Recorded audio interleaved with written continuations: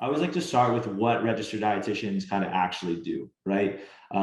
A lot of people think we just kind of tell people what to eat, what to drink, that type of thing, but there is really a lot more to what registered dietitians can do.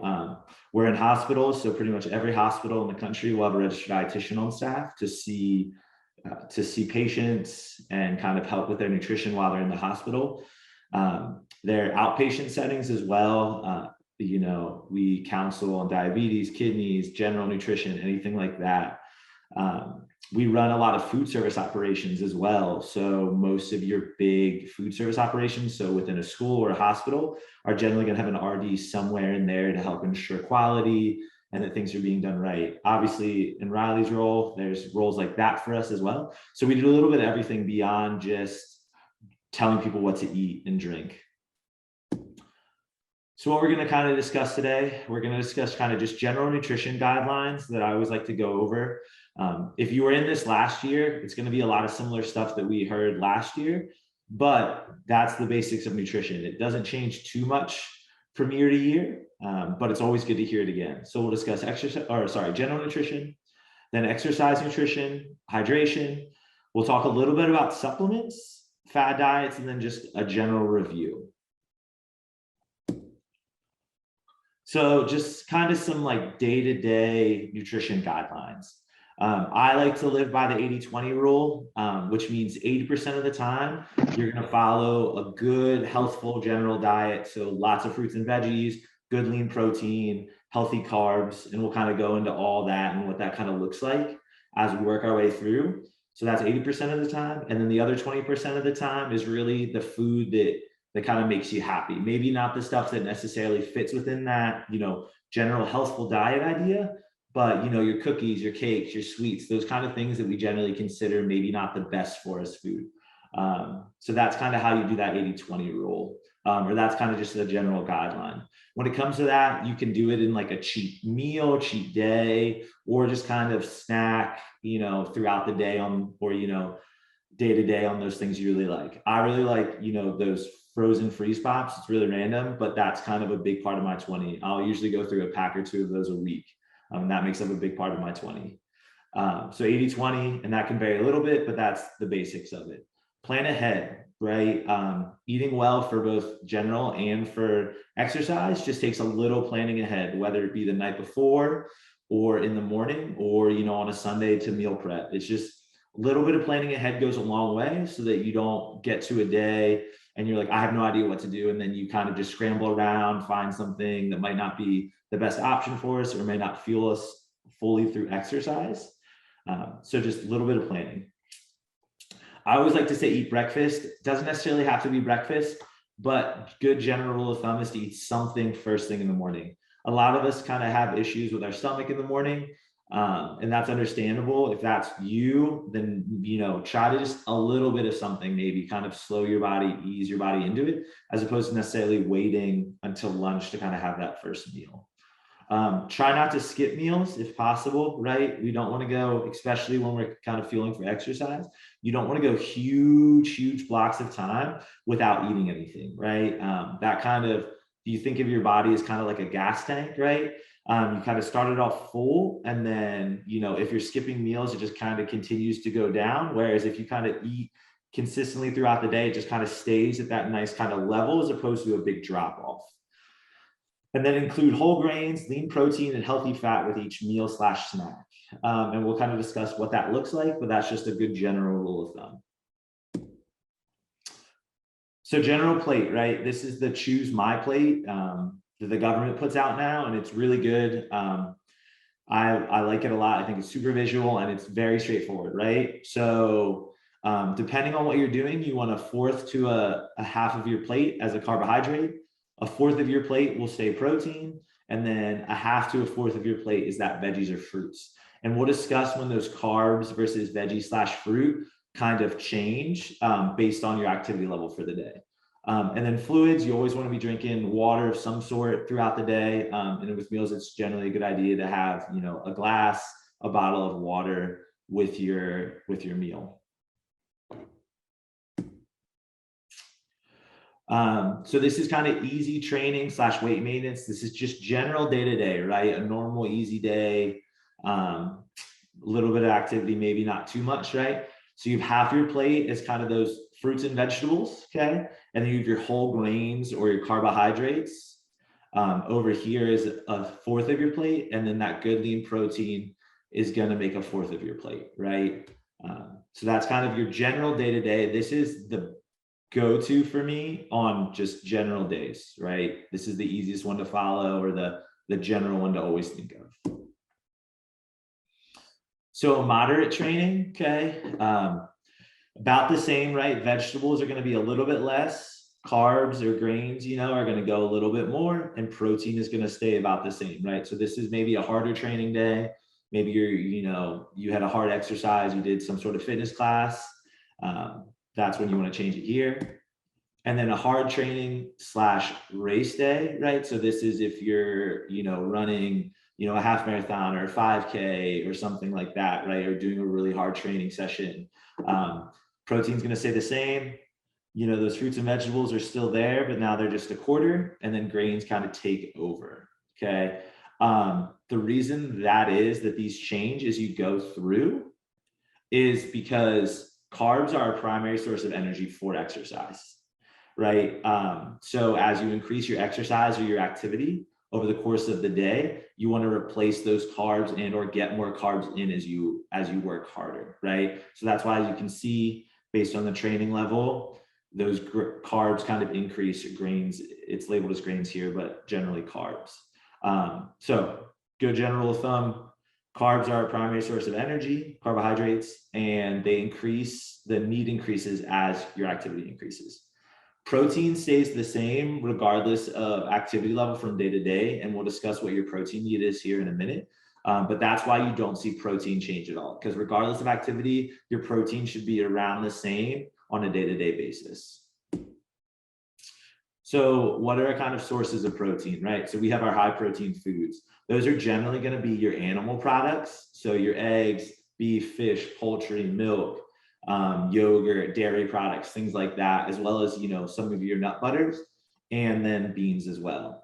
So these generally have about 7 to 8 grams, if not more, per ounce, okay? And a serving size of meat, just for reference, is about the size of a deck of cards if you're looking at it on a plate.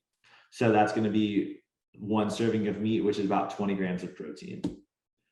You also have your low protein foods, which are going to be, your grains, so rice, couscous, things like that, your pastas, starchy vegetables, as well as general vegetables, right? These are going to have a lot less protein in them. So usually 2 or 3 grams per serving, and they're usually not what we call complete proteins. That means they don't have all the amino acids, which is what protein is made of, right? So the bulk of your diet is going to be from these high protein foods, right? And then you're just going to get some extra protein from some of the other stuff that you eat, like your grains, your pastas, your vegetables, and things like that.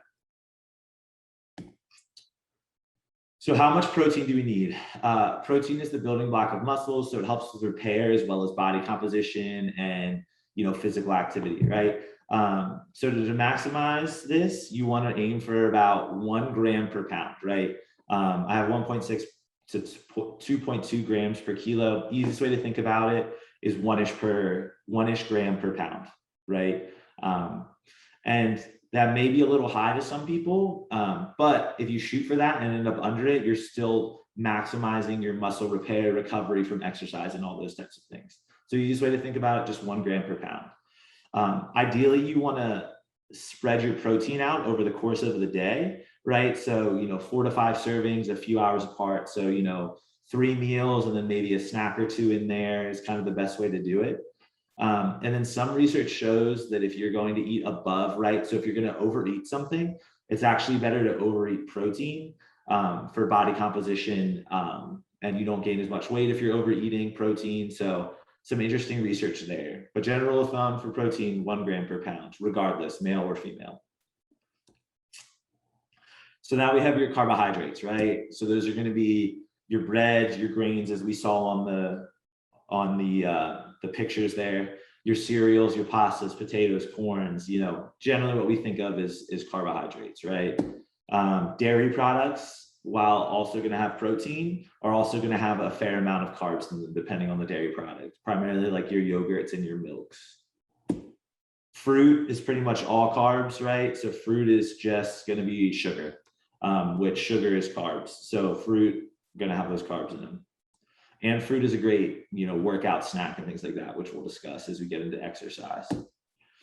And then as well as your kind of sports beverages, right? So Gatorades, things like that, sodas, candies, cakes, cookies, potato chips, those types of things, are also all going to be carbs.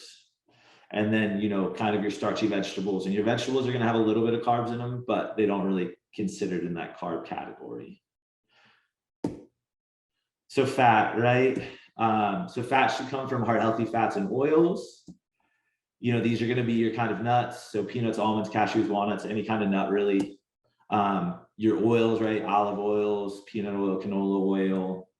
Your nut butters, sesame seeds, avocados, those types of things as well.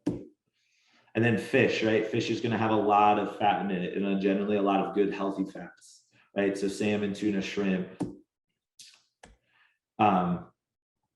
So yeah, that's where you want to try to get the predominant, like primarily your fat. Dairy products are also going to have fat in them as well. So just think about that way. So how much of each, right? The easiest way to think about this is you want to hit your protein for the day, right? So that 1 gram per pound. So if you want to think about it, right, like a 2,000 calorie diet is your standard, right? So depending on how much you weigh for a 2,000 calorie diet, you're going to hit your protein first, right? And then you're going to take that away from your amount, right? And then you're going to build the rest of your diet with the carbs and fats, right? So a general rule of thumb for carbs is about 3 to 5 grams per kilogram. A kilo is, 2.2 pounds are in 1 kilo, if you want to do that math yourself. So generally about 3 to 5 grams is what you're going to aim for. This can change depending on day to day, right? So as I said, carbs are the primary source of fuel for activity and for energy, right? So on a day you're more active, exercising more, just chores, things like that, whatever you're doing, if your activity level is higher, those carbs can increase, right? So like I said, higher activity equals higher carbs. And make sure to have those carbs around your activity, right? We're going to discuss kind of low carb diets and kind of those fad diets. If you generally like to eat lower carb, then you just want to make sure you're having your carbs around your activity again, that's the primary source of fuel. And then fats kind of make up the rest of your diet after the proteins and carbs that break down. And you really got to find what works best for you. Some people like more fat in their diet and less carbs, right? So some people naturally like to eat just generally like a lower carb diet and not necessarily keto. That's fine, right? Just kind of play with it. Some people like to eat more carbs than fat, right? And you just kind of adjust accordingly, kind of based on your preference is really what it comes down to. And then also, sorry, one more thing of this. And then also, again, absolute amounts are based off of your own calorie need, right? So for someone like me, I'm about 220 pounds. So that's 100 kilos, right? So I make sure to get around, and I probably consume around 3,500 calories a day. That's usually my standard, right? So I'm aiming for about 200 or more grams of protein, which is 800 calories. So subtract that from your 350, gets you to 2,700. So the rest of those calories can be split between carbs and fat. And I really change that based on my activity level. Sometimes I'll do a high fat day if I'm not necessarily as active, and less carbs, whereas some days I'll do a lot higher carbs if I'm training more. So that's just kind of an easy way to think about it. So what about vegetables, right? So we didn't really discuss vegetables and the carbohydrates, just a little bit briefly. So like I said, they generally have low carbs, so they're not really included with that grain/carb category, and they also have fiber. We should all be trying to get a lot of fiber in our diet because that keeps us regular, it helps us feel fuller longer, so it's really important. And they have lots of good vitamins and minerals. So the easiest way to think about it is eat the rainbow, right? So you want to eat a rainbow of colors. So there's tons of different vegetables, right? There's tons of red, orange, yellow, green, blue, purple, brown, and white. One thing I found is a lot of times we just get stuck in our ruts. So it's always a good idea when you go to the grocery store, maybe just pick a new vegetable to try, right? And just kind of mix it up. And this is, like I said, you want to eat this rainbow of colors over the course of a week, right? You're not aiming for a different color or, different colors every single day, but, just mix it up if your meals and throughout the week. So you can see over here, right, tons of different fruits and vegetables for colors, right? So, orange, yellow, green, white, green, blue, brown, tons of different colors, tons of different vegetables. And then over here, right, it just discusses some of the different mineral or different vitamins and minerals in different fruits and vegetables and why you should eat a different color, right? Because all different colors are going to be higher in certain categories than others. So it's good to get that mix in. I always just like to discuss food labels briefly, right? So to read the new food label, right, everything's going to be kind of this way. Serving size is going to be big, calories are going to be big, and you're going to have added sugar. Those are those big things to think about. When working with labels or looking at labels, right, you kind of want to avoid added sugar. It's not necessarily bad, but a lot of it has been shown to cause some issues long-term. Added sugar just basically means I always view it as they just dump extra sugar into whatever product they're making to make it taste better for us. Sugar alcohol is also a question, like those erythritol, things like that. If you're sensitive, if you have a sensitive stomach, those can add. So a lot of our health food bars nowadays are loaded with either erythritol or sugar alcohol. So they can cause some stomach upset. So you might just want to check the label for that. And they're going to be down here with the carbohydrates category. And then when it comes to listing ingredients, the first ingredient is going to be the ingredient that's most in that food, right? So if you're ever reading an ingredients list on nutrition facts, whatever's first is going to be the most part of that food and then decrease as you go. A good rule of thumb for labels, right, is just to aim for a few grams of protein, a few grams of fiber, and as little added sugar as possible. When I was counseling my athletes on, what to buy for snacks or for fuel when they're doing stuff, this is just kind of the general rule of thumb for them from a day-to-day. And it's a good, easy rule of thumb to follow. All right, so now we're kind of transitioning into pre-exercise, pre-activity nutrition, right? And this, again, just like everything nutrition, is going to be really kind of individualized and personalized. So these kind of general rules of thumb I'm giving are good, but you kind of have to play with it and kind of individualize it to you as a person, right? Because we're all different when it comes to nutrition. So general rules when it comes to pre-exercise is you want a meal / bigger snack 2 to 4 hours, depending on the person, right? So maybe a meal of some sort. 2 to 4 hours, or maybe you had a meal at lunch and you're working out at 5, then maybe you want a snack, at 2 or 3. So that really kind of depends on your schedule. If you do your meal and then you kind of have a few hours before you work out, might not be a bad idea to have a small snack right before you work out. So that kind of 30 minutes to an hour out. Again, timing varies with type, intensity, and personal tolerance. So there's a lot of factors, but this is just the general rule. And this is just a really good chart to kind of show that, right?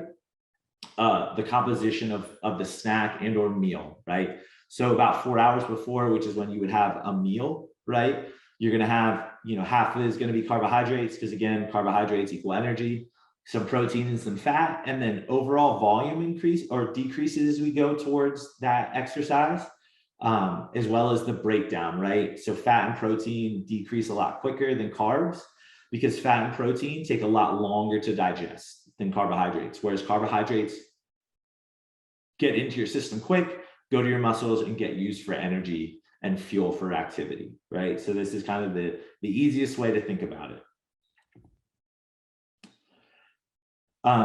So then that pre-exercise, pre-event, you're going to want to avoid high-fat protein sources, right? They take longer to leave the stomach and may leave you feeling sluggish or nauseated. A lot of times my athletes, they don't like to eat a big meal before activity. So we have to kind of focus on making sure they're getting carbs as opposed to proteins and fats, because a lot of my athletes don't want to feel what they call heavy when they exercise. And a lot of us don't want to feel heavy or sluggish or feel like we have something in our stomach when we're exercising.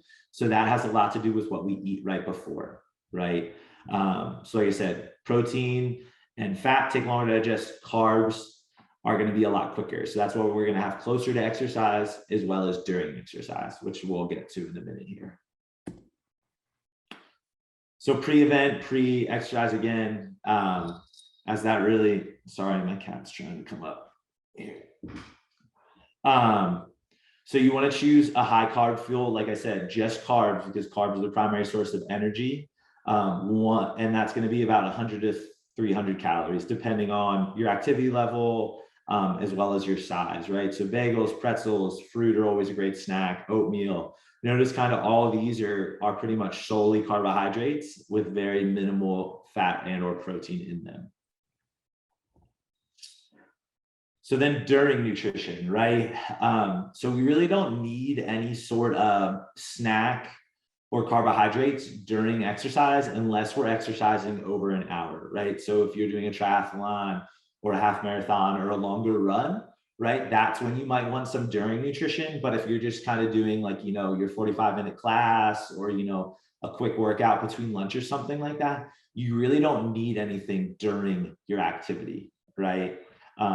But if you are doing that longer than 60 minutes, that's where a Gatorade or a snack option could come into play, right? And some of the snack options are listed below here, right? So bananas, dried fruit, general fruit is always a good option. You got your, you know, bars, gummies, things like that, sports beverages, whatever. So easy rule of thumb, under 60 minutes, don't need anything. Over 60 minutes might be a good idea to have some carbs during your activity level. And then just try to make sure you're drinking water as you go, basically. So post-workout or post-exercise or post-activity, right? Refueling muscle glycogen stores is important. All that means is refueling your muscle carbohydrate stores, basically, right? So you want to get some carbs and proteins and fluids after your workout, right? So it says here, try to consume carbs and proteins within 15 minutes. That's going to be just, you know, a snack. It can be a protein shake. It can be a bar of some sort, right? You just want a little something in your system, ideally after you work out, and then have a meal within a couple hours after. A lot of times I tell my athletes, if they're going to go home or if you're going to go home and eat a meal right after this, then you don't generally need anything, you know, because if you're going to go home within, you know, a half hour and you're going to eat something, then you don't really need a snack if you're going to get a full meal. So again, a lot of it really does depend on timing and how you're going to do it.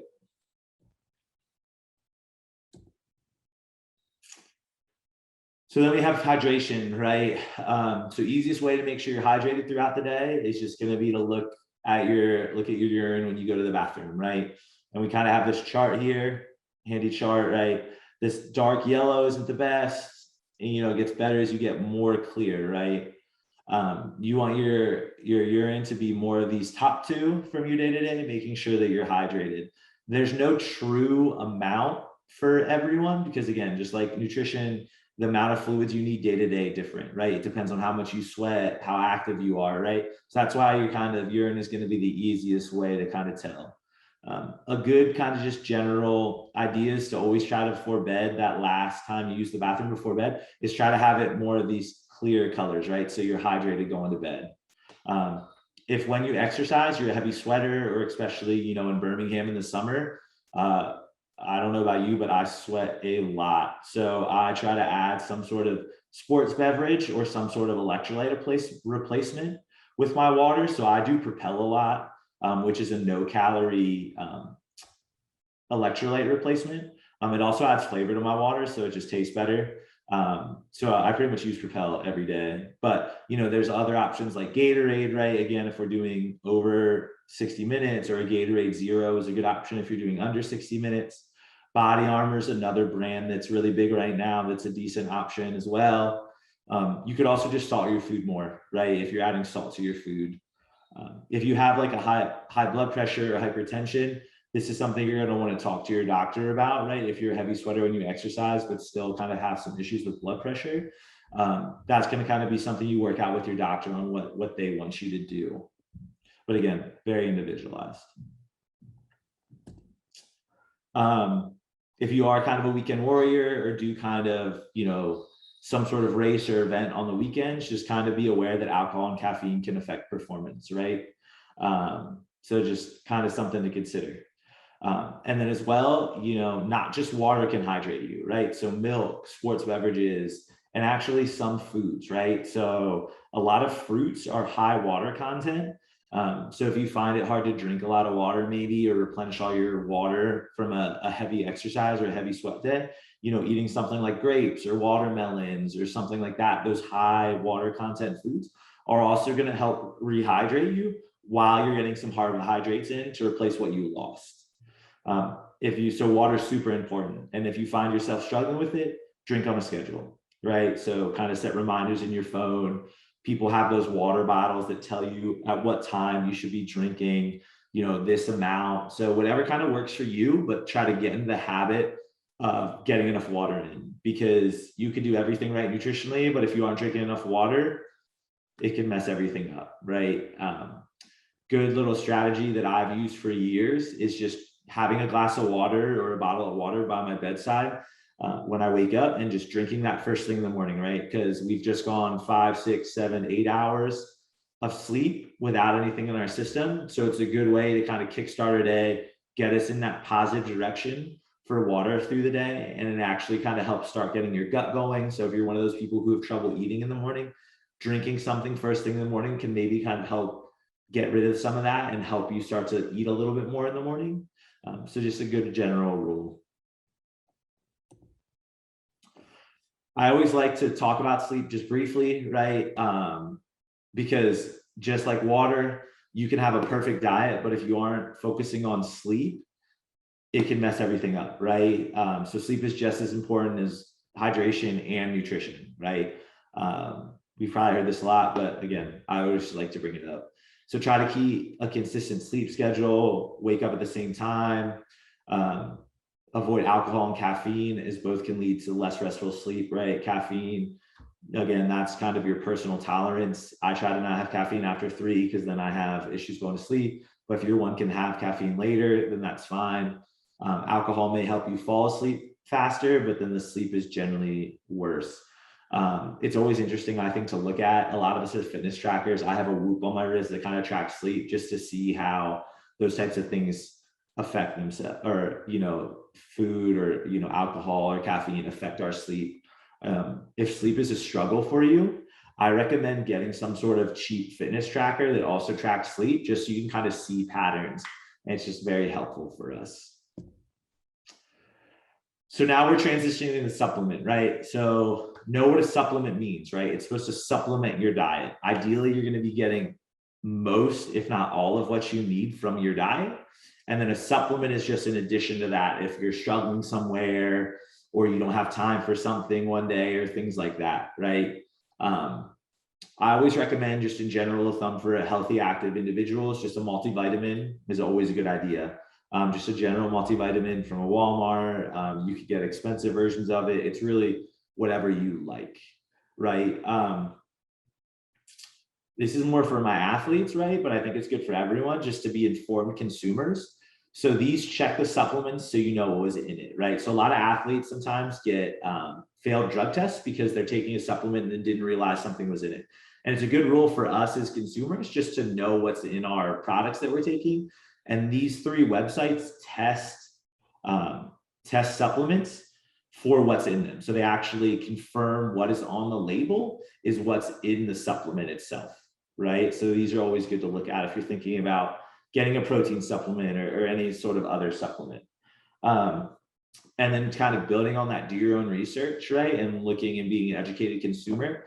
This is a website called examine.com.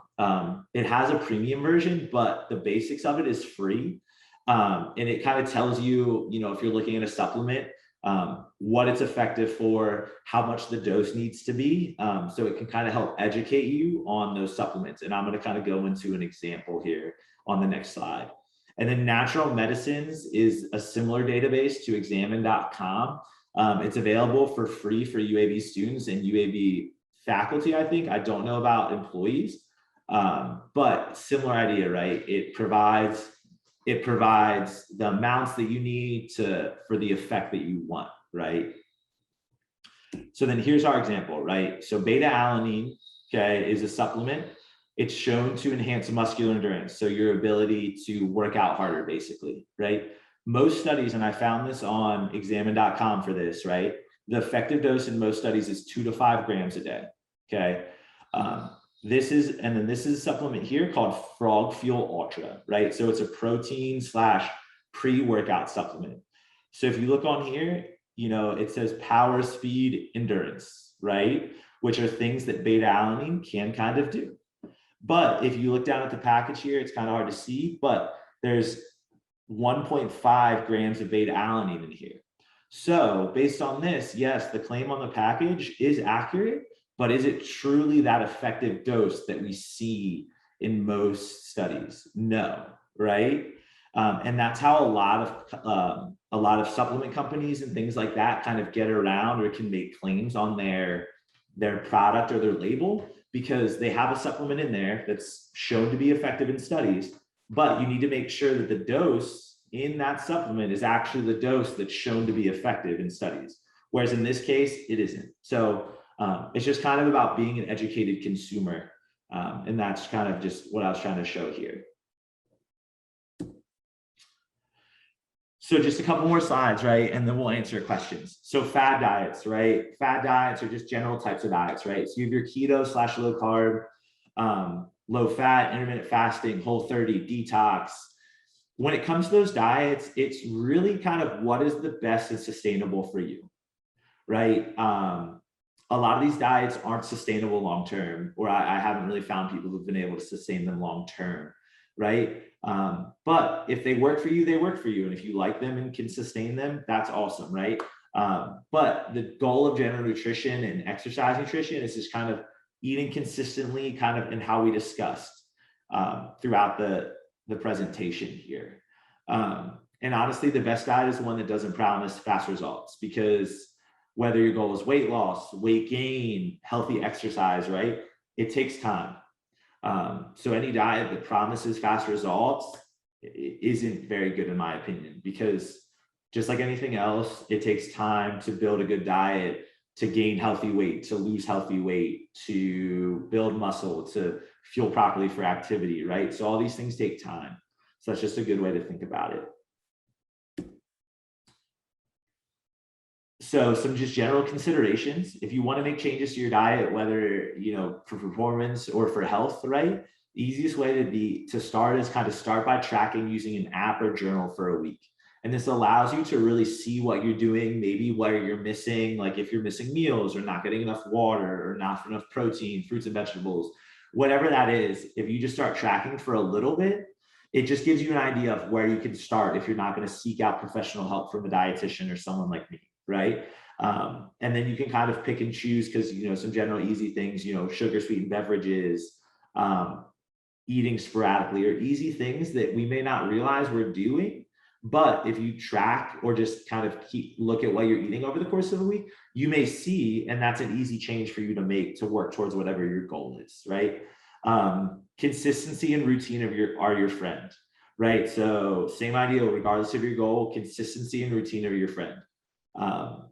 It's just going to be easier. It's going to make you more consistent. You know, meal prepping, things like that, those things that make things easier and routine just lead to consistency.